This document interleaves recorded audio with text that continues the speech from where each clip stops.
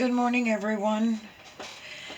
I'm Lucy, and I'm back to show you another one of my journals. This is going to be just a flip through of my traveler's journal. This one was I did this a while back. I don't know if I could find the date on here, but I'll show you in a minute. This is a chunky monkey. This is 9.5 by 7 by 4 inches wide, and I just slip this through here and it wraps around. I wanted to keep it to a traveler's journal, just exactly what it is. It's just a hodgepodge of a lot of different things, and I thought it was appropriate for, let me put this in camera here. It's a little, I don't want to get myself all tangled. Okay. So this journal is I also put 2 small journals in it, and I'll show you that in a minute here. And it has 48 tuck spots, 69 journal cards, and 244 writing pages. That's a lot. I made a little map there, just keeping with the theme. And there's a lot of flip out pages like you're going to see. These are regular pages. And then there's a little bit of everything here. I thought a traveler would be picking up different things, and I put little, hanging tchotchkes on here. I just went, this is the same one again here. In between, I didn't separate or anything. I just put something like different things that a traveler would put, like a button, little hanging little maps, secret compartments. This is another journal card that I put separate. There's plenty of journaling spots here. There's lots of pages.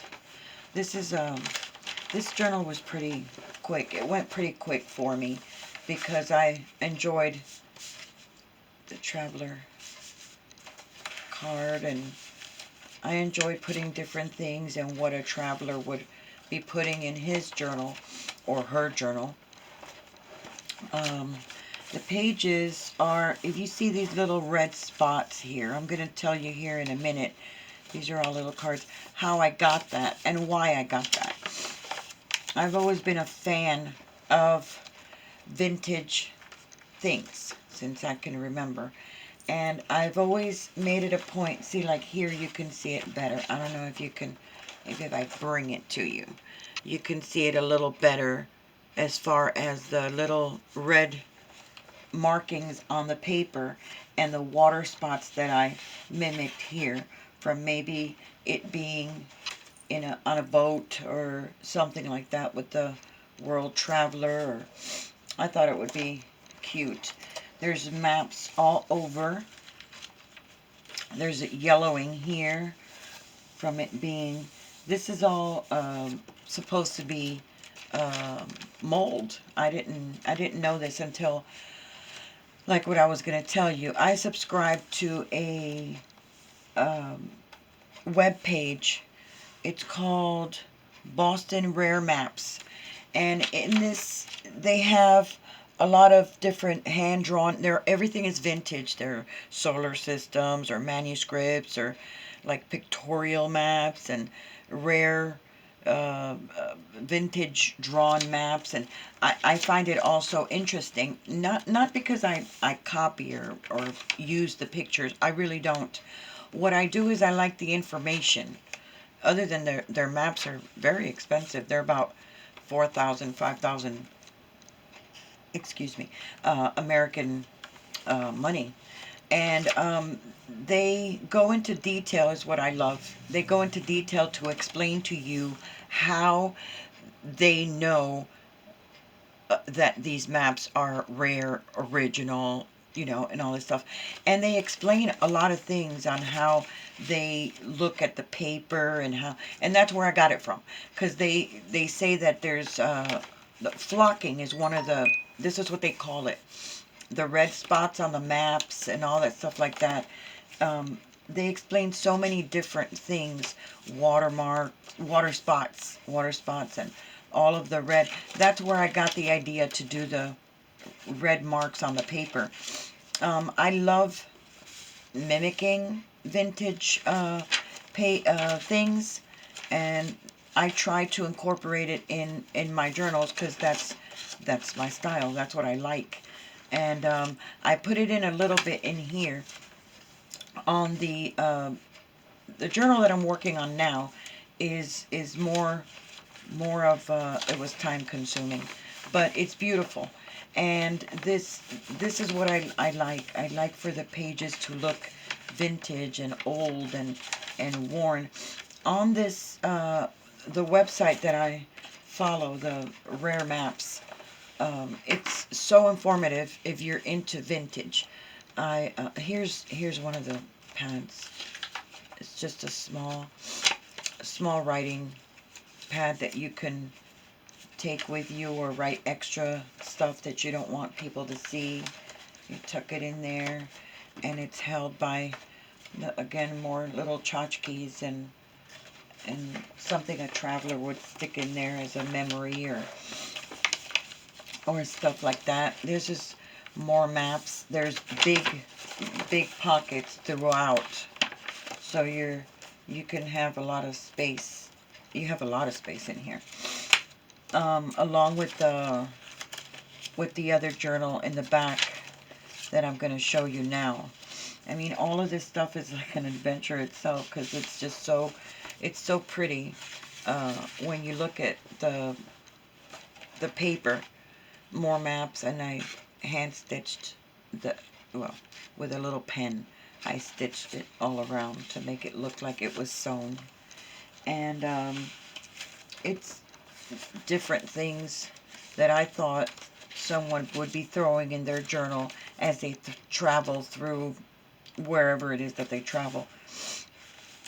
And this was a lot of fun to do. It went pretty quick. It went together pretty quick because it was just a matter of putting things here and there, like all of the little hangy things.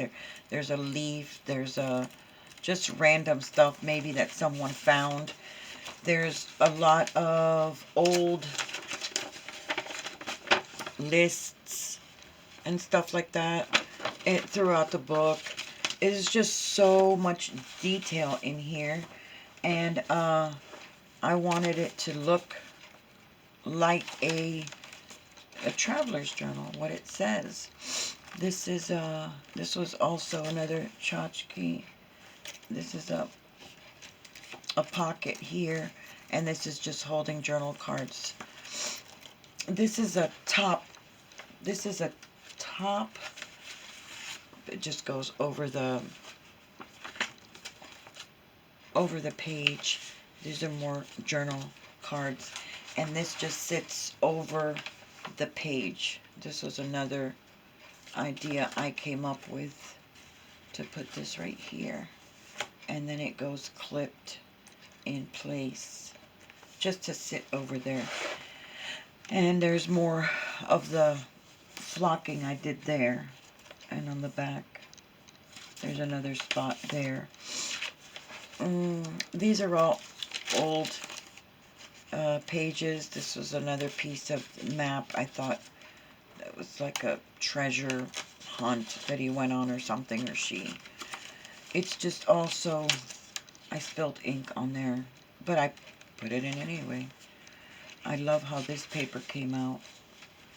Maybe it was a bit much, but I loved it. You could still write on it. And the ledger paper throughout. This is a bank note. I do not see what year, but it's I forget who this is by. It's probably by Tim Holtz, because I use a lot of his stuff. I thought that was really cute there. And this is a map I put together with the ideas that I get from that website, the Boston Rare Maps. I put this together. I stressed it all out. This was an existing map, and then I drew this on it. I figured, you know, the X marks the spot to, I don't know, a treasure or something. I thought that was really cool. This was, took me a while for that map, but I like how it came out because it looks really old. The information you can get from that, if you like the vintage papers and all that stuff, and making it as antique looking as you can, that website is awesome. It explains so many things about paper. This is the last little notebook that I had in the back, and I just made it very simple, but there's a lot of exciting little things in this book that I love. Every page you turn, it has something different on it, and it's really nice. I enjoyed making this book a lot. Like I said, it went really quick because and it was thicker. I had made a lot more pages, but I had to cut it down because of course it was already up to 4-inch spine, so I said no, that's a bit much if I keep going. But this is, it's beautiful. It has a bunch of different things to see every page you turn. It has different envelopes attached to here. These are just from, this is from a book, I forget what it was called, but it was a book about George Washington, and I made it into a little pocket there, and I attached it to the pages here, and it's just a lot of fun. If you like adventure, you like to journal, well, this is really cute. This is another add-on. Every single page you turn has something different on it. Like I'm going back now and seeing different things. And it's really cute. I hope you liked it. This is actual leather. I don't know if you can see it, but this is real leather.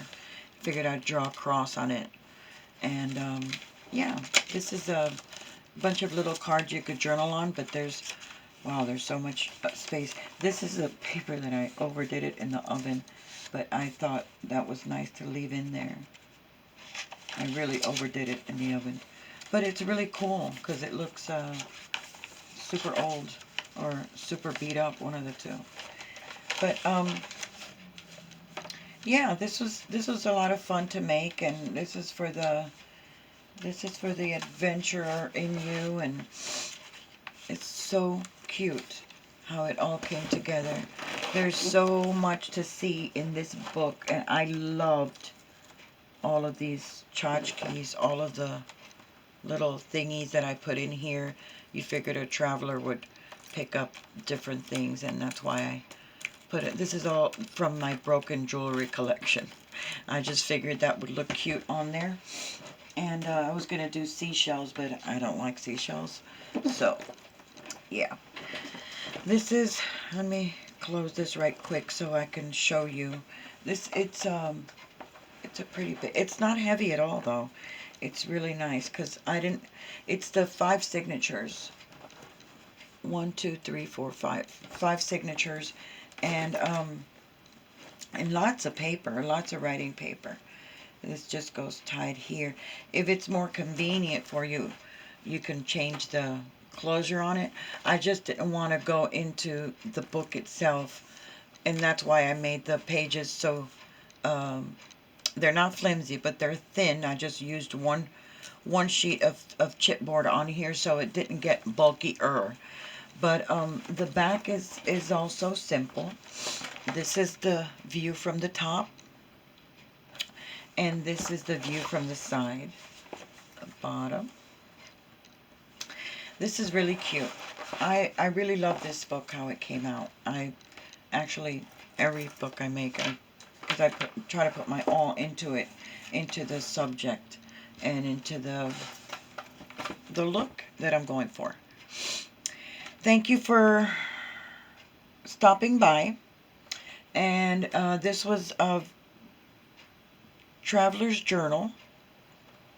And if you'd like to see more, the link to my Etsy shop is down below. Thank you for stopping by, and have a great day.